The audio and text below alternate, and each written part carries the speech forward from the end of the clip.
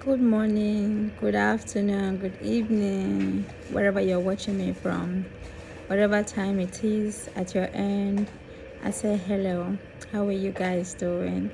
It's so good to have you today. My name is Linda. Welcome to my channel. Today we will be talking about sleep training. I know trying to get our little ones to sleep through the night can be so tiring sometimes. It's not easy, it takes a whole lot, but I'm going to give you guys tips on how I've been able to achieve sleep training with my babies. So the last baby that I took care of, names with health, he started sleeping at 6 months. Yes, so what we did is I and the parents, with their cooperation, were able to achieve this. They've been so supportive. What we did is, first of all, you have to make sure that your baby rested well during the day. He takes the first nap around 11, 12, and then if he needs to take another nap, it should be before 3 o'clock, right? So that he will play or she will play, and then by 5 o'clock your baby should not be sleeping. But if you slept like 3 o'clock, or let's say 4 o'clock to 5 to 5:30, make sure he's awake or she is awake by 6 or 5:30, so you can start getting him or her ready for bed. So the next thing to do is get he or her a nice and heavy dinner. So for my baby, I like to give them something heavy like couscous pudding or rice pudding. I'm going to be teaching you guys how I make my rice pudding and couscous pudding. They're really heavy, so when they have this, they'll be able to sleep through the night. So after having that, I give them a shower, and by 6:30, because my babies go to bed by 7 p.m. So by 6:30, I make them a bottle. I make them a bottle to drink. So after that, I'll start preparing them for bed. They rest a little bit, and then I take them to bed. So what you do is, after you take them to bed, you rock them a little bit for a few minutes, and then you put them down to sleep. You cover them nice. No, you don't need to use duvet on them, of course.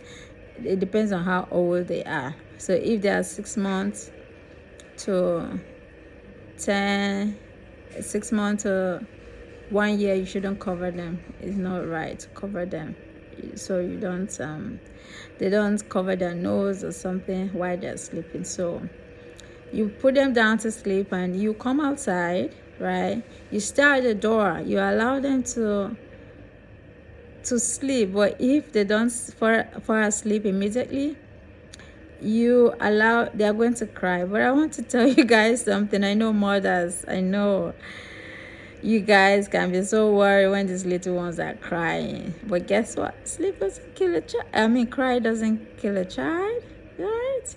It makes them stronger, but don't allow them to cry so much. So they are going to cry for, like, say, allow them to stay like 2 minutes, 3 minutes. You go in, pick them up, comfort them, and tell them that it's time to sleep. They need to sleep so they can grow, be stronger, so they can play the next morning, right? So tell them it's time to sleep. If you have a lullaby song, you sing to them, and you put them back again, and then you go outside.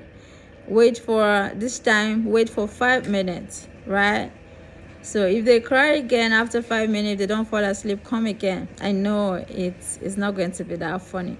If you know you can't handle that, maybe you should allow your husband to do it, or maybe a caregiver to do that, a child caregiver to do that, right? So you do this process again and allow them to cry a little bit, like say 5 minutes, and then you go and check them again. But if the cry doesn't stop, I think you have to rock them to sleep. It's a gradual process. Don't be hard on them, okay? Some babies, are very quick to sleep, to be sleep trained, while some it take time. So you have to be patient with yourself as well. But the basic is, make sure they're having lovely and heavy dinner before going to bed, so they don't wake up in the night to start crying for milk and all that. And then some babies that like drinking water, like my baby now, he likes to drink water a lot.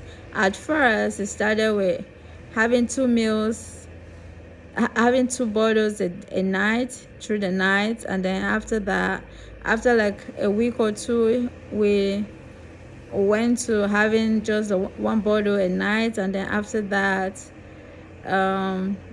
we got to him having no milk at all.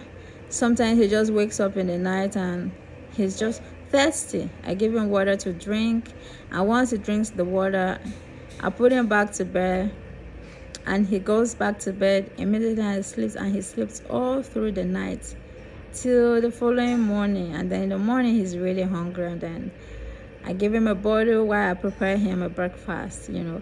I'm going to be teaching you guys,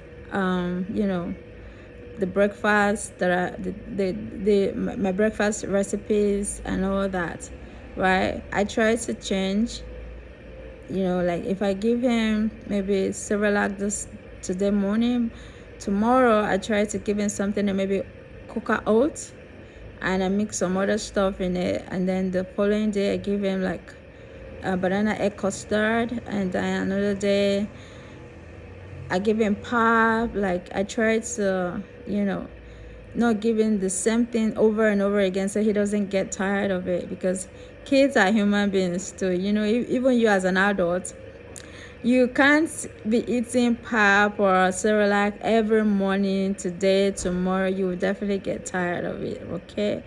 So I'm going to be putting you guys through all that. If you have questions, you can sure ask me, and I will be happy to answer all your questions, okay?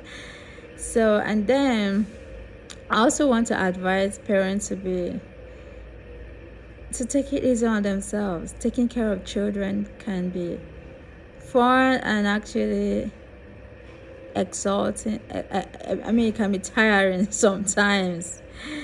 Sometimes you'll be so overwhelmed, but I want you to take it easy. You're doing a great job, okay? And the Lord will be your strength. Thank you guys for watching. I love you guys so much. Mwah. And my love to your little ones, okay? I will see you guys again. Thank you guys. Please subscribe, please share, like, please. Thank you so much. Mwah.